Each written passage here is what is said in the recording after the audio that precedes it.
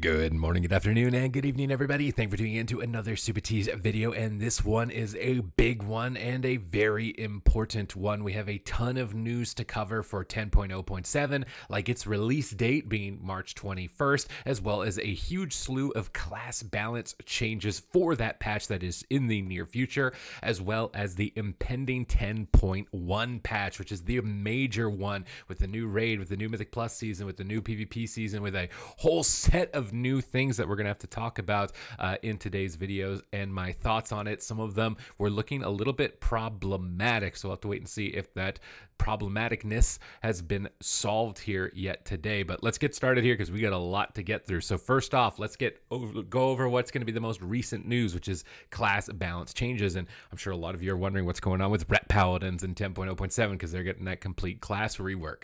Well, first of all, though, we're going to be talking about Guardian Druid. Thorns of Iron is now affected by the Guardian Druid specialization passive, and its damage values have been adjusted accordingly. This is a net neutral change to the Thorns of Iron ability, fixing an issue that was causing Bristling Fur's global cooldown to not be reduced by haste, fixing an issue that was causing Circle of Life and Death to incorrectly reduce pulverized duration. So just some bug fixes overall for Guardian, it seems. Thorns of Iron could be something really memey for Guardian Druids when it comes to PvP, something that might be worth taking note of because it's basically like a reflective amount of damage, and we saw how powerful that was on other abilities early on in the expansion.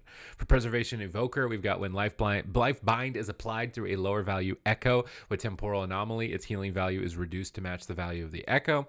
When Golden Hour is applied through a lower value Echo with Temporal Anomaly, its healing value is reduced to match the value of the Echo. Seemingly some nerfs here for Preservation Evoker. Hunter, now this was a class that was getting a ton of buffs, so let's see what they've decided to do with it now, having seen those go through. Cobra Shot will be getting a 50% damage increase, but will not have this applied in PvP combat. Kill Command will be getting a 10% increase, down from 25%, and it looks like this will remain in PvP combat. Barbed Shot damage has also now only been increased by 12%, down from 25%, which will not apply in PvP combat. Kill Cleave now transfers 60% of Kill Command's damage, up from 50%. So looking at possibly buffing its AoE damage as opposed to its single target here. For Beast Mastery, still going to be an overall buff for you if you don't have the bow that is getting some changes, as well as I think it is a buff even if you do have the bow. So Hunter is still looking really strong. And now Paladin, this is like the big kind of one that we got to cover here. Of Dusk and Dawn has been redesigned. When you cast 3 holy power generating abilities, you gain Blessing of Dawn. When you consume Blessing of Dawn, you gain Blessing of Dust. Blessing of Dawn has been redesigned. Your next holy power spending ability deals 20% increased damage or healing, 10% for Ret. This effect stacks up to 2 times. Divine's Purpose's proc chance has been reduced to 10%, down from 15%, and bonus damage reduced to 10% for Ret Paladins only, and it was down from 15%. So it looks like they're trying to rein in how powerful you are. I know there's a lot of people that are checking out Ret Paladin on the PTR, and especially now with the release date of this patch being March 21st and the tournaments being around that time. Like I was thinking, like people are going to be re-rolling Ret pretty fast, but it looks like they're starting to nip you guys a little bit in terms of nerfs. Blinding Light will now be removed from the target. They suffer holy damage. Oh my, okay, thank you. I'm finally going to stop dying in a blind. Consecration damage will continue to not break Blinding Light. That's not a big deal. Tooltip will be updated later. Unbound Freedom is now located on the class tree for Retribution and prop specializations only, so not available to Holy. Healing Hands is now a shared node with After Image for Retribution Paladins only. For Holy, After Image's Holy Power tracking now has a cap of 39 Holy Power. Protection, fix an issue that caused Divine Resonance to sometimes interrupt players' casts, and fix an issue that was causing the Consecration debuff to fade from targets prematurely. Now for Ret Paladins, improved Crusader Strike is now granted when choosing the Ret spec. New talent, Crusading Strike. Crusader Strike replaces your auto attacks and generates 1 holy power every 2 attacks. So that's the kind of Demon Blades iteration that they've decided to go with now, been updated. New talent, Heart of the Crusader. Crusader Strike and auto attacks deal 10% increased damage and have 10% increased critical strike damage. New talent, Blessed Champion. Crusader Strike and Judgment hit an additional 2 targets for 60% damage, giving you a little bit of cleave damage. This could be really nasty in 2 target plus situations.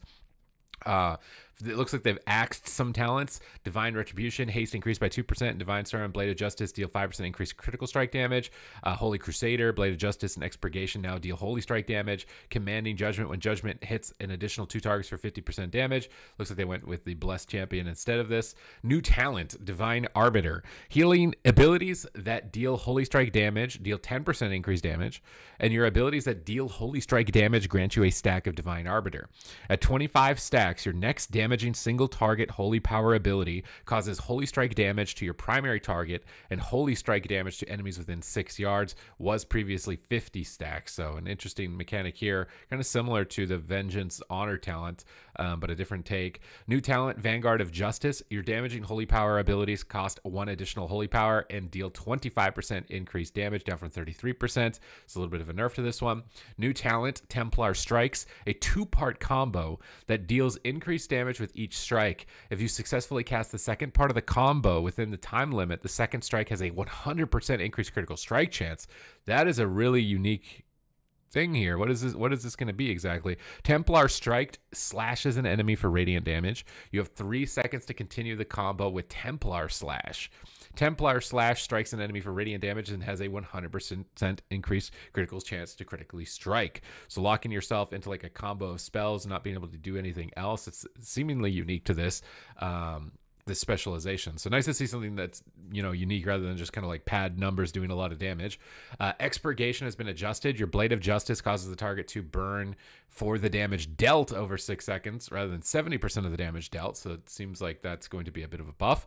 Art of War has been adjusted. Your auto attacks, but not Crusader Strike, have a 20% chance to reset the cooldown of your Blade of Justice, and this was 15%, so a higher chance, but it's not going to proc from your Crusader Strikes, probably because it was double dipping on that auto attack, auto procking strike one.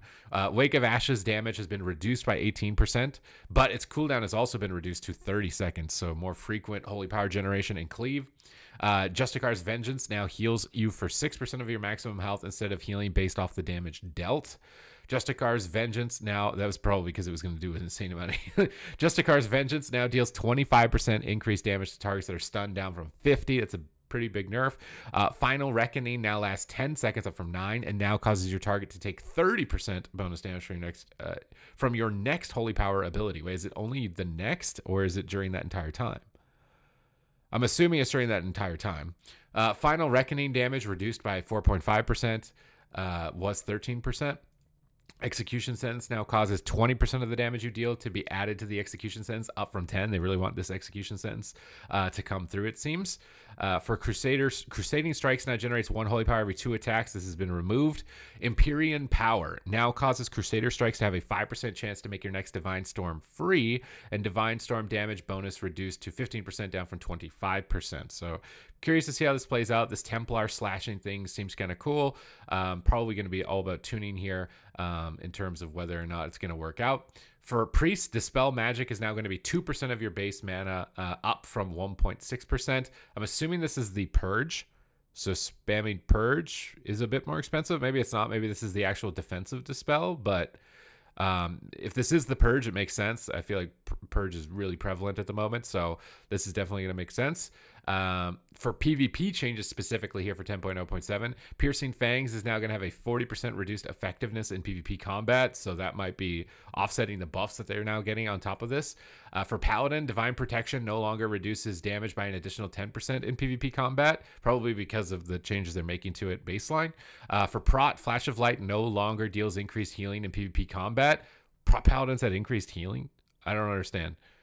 I don't even know if I saw Prot Paladin cast Flash of Light also. For Rep Paladins, Law and Order has been removed. Flash of Light no longer deals increased healing. Final Verdict is also no longer going to deal 10% more damage. Templar's Verdict no longer deals increased damage 10%. Blade of Justice no longer deals increased damage 20%. These are all the buffs that Ret just recently got. Crusader Strike's damage is not going to be increased by 80%. And Healing Hands effectiveness reduced by 50% in PvP combat, up from 30. So they must have been really strong for them to kind of like go back on all of these buffs that were previously applied to this. And I mean, maybe these buffs like the Crusader Strike damage one on top of this new like auto procking thing was one of the main reasons for going back on this. But this is making me think that Ret might not be as strong as it was previously outlined to be. And remember, this is coming out on March 21st, so there's still likely going to be some changes and updates for this. And again, if you want to make sure you're staying up to date with any news, changes related to World of Warcraft, do hit the subscribe button. But now let's start talking about 10.1. One of the first things that did pop off the page to me was these new sets, the tier sets for the classes. They've got kind of an old school, new school vibe. I don't know how much of a fan of the models that they selected specifically to put these armors on, because some of them, they don't look exactly like how I think they're actually going to look. Really like this asymmetry build here for the Hunter. Monk looks pretty standard. Demon Hunter looks pretty dope. You know, I think like it's been a while since we got like a classic looking Demon Hunter Mog. And then Evokers. Unfortunately, you know, you're in Dragon form most of the time. You don't ever get to see it, but you got some wings here. For Druid, interesting. I wonder what this looks like on a Night Elf, not a human, because you can't be a human and look like this. Do like the way that it's draping down though. We've got Warrior here with a dragon look to them, as well as Shaman with some lightning dragon shoulders. We've got Mage here. This looks like an updated version of a previous set, as well as Rogue. You look like what is it? Is it Splitter from Teenage Mutant Ninja Turtles? You kind of look like that. Warlock. This looks like a Warlock Mog. Interesting that they've gone with the pink vibe. I kind of like it with the outline here. Not usually the color I think of when I'm thinking of Warlock, but it does actually kind of look nice with this. For Death Knights, can't really go wrong with spikes and blue. It's a pretty standard looking Death Knight set. Now Priests, you guys are the winners here for the sets here, for what you look. Oh my God. You got wings expanding out with what look like is going to be animations on the wings. Man, look at Paladin sitting over there like, ooh, dude, what did you guys, like, what, this Paladin Mog next to this is like, come on, man. The Paladins are jealous, I guess. I mean, you're getting your class rework, but Priests are getting an insane looking set. Definitely going to be playing my Priest in this patch to be getting my hands on that for sure. We've also got a new zone coming in with the Zeralik Cavern. This is going to be a new underground expansive zone to be checking out, very similar to Deep Home, if you remember that from Cataclysm. Looks like we've got lava, aqua, some fell energy as well. We're getting returns of the Drogbar from Legion, which is cool. They were a very cool race from that expansion. The Jarden are looking to be like the antagonists of the zone. I'm mostly excited to see if they add a PvP quest here, because I'm going to be honest, I've had the most fun with World PvP in this expansion of like any expansion they've released. So my hope is that there is going to be something related to that in the zone, whether or not it's a quest or some area of which we're going to be able to fight in the world, but a new zone to be checking out here for 10.1. And one of the biggest things which I was able to fish through in an interview, and these are like really interesting tidbits to know for this patch, is that Shadow Priest is going to be getting a class rework in 10.1. And I'd already thought that they'd put like quite a bit of effort into Shadow Priest at this point. So I was almost a bit surprised to see this, but I think it's likely due to the bloating of the spec, especially when it comes to PvE. If you've looked at like how they do damage, it's like a giant list of spells, and it makes sense. But this could be really exciting for you regardless if you're PvEing or PvPing. So interested to see where they go for this and see what they update in regards to that. Also, the next thing that stood out to me, which is not standing out right now because I haven't looked at this in a little bit, is that the power of the tier sets, right? So we're going to get new set bonuses in the next patch. Tier set power is not going to be on the level of Sepulcher, but it's definitely dialed up a notch from the current tier. They want to really make sure players replace the set bonus going into the new tier due to the increased tuning targets. They do not want to be intentional with how much complexity they're adding with the new talent system, as they want to be careful about a set's ability to impact talent builds. Now, if we look at some set bonuses like the Moonkin one, it heavily impacts your talent build right now. I'm going to be really sad when these set bonuses go away. So this is the one thing I am looking for, is like, when are these new set bonuses coming out?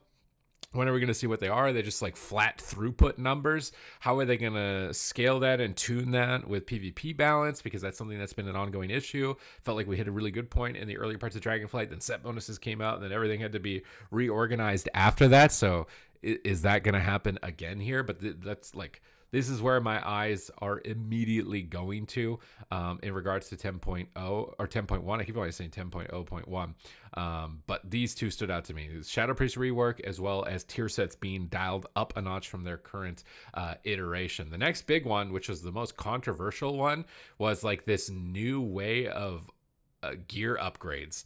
And this was like the giant list. I was like, does this work in PvP? Because like, what am I reading? This is like, I have no idea what all of this is. I'm gonna be real. Look at this. Like, it's a giant essay. You know what's really gonna matter to me is the first thing that popped up on the top of it.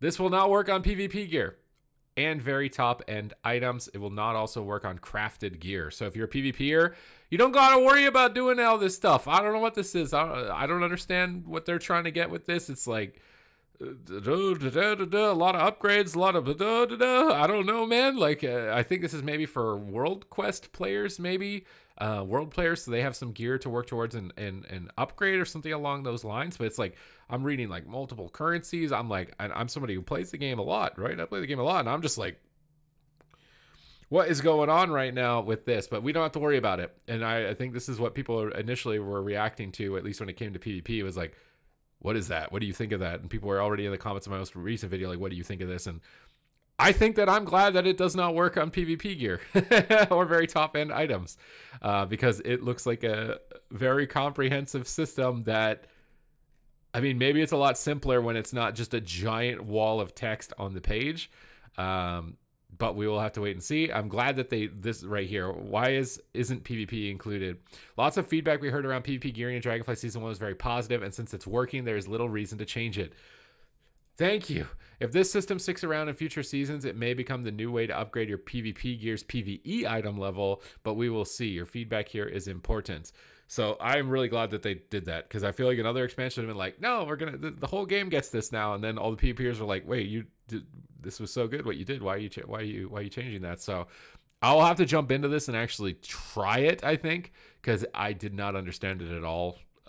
Scrolling through this giant, like, it's like a big TLDR in regards to this patch. But if you're not particularly aimed at like very top end items or PvP gear, this will be the new way of upgrading your gear. So it will be important as it advances to get to know and what it is and get familiar with it. But other than that, that is pretty much it for my updates here for the 10.0.7 class changes, as well as the 10.1 news moving forward. So hopefully we continue to see more updates and tuning changes as we advance forward in the expansion. Are you excited for this? Is this looking good to you? Let me know in the comments down below. And other than that, thank you very much for watching the video. I will catch you in the next one.